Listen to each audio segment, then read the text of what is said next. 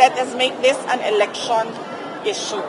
Dapat lahat ng mga young guns na kandidato, lahat ng mga congressional candidates ay magpa-drug test. So ngayon na, magpa-drug test tayong lahat. Yan ang hamon ni Vice President Sara Duterte 3 buwan na ang nakalilipas sa mga kongresista at mga kumakandidato ngayong halalan.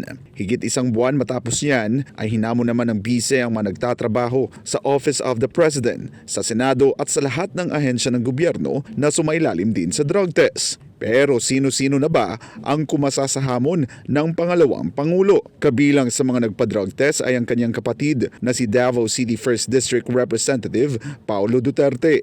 Nagpa-drug test din ang makakalaban ni Congressman Pulong sa eleksyon bilang representante ng unang distrito ng Davao, si PBA Party List Representative Margarita Migs Nograles. Nagnegatibo ang resulta ng hair follicle drug test ng dalawa. Sumailalim din sa hair follicle drug test ang nominees ng Epanaw Sambayanan Party List. Kabilang sa mga nagpa-drug test ay sina Attorney Marlon Bosantog, dating Presidential Communications Undersecretary Dr. Lorraine Badoy at dating kadre na si Jeffrey K. Eric Celis. Kumasa rin sa hamon si Las Piñas Congressional Aspirant Barry Tayam at nagnegatibo rin ang resulta.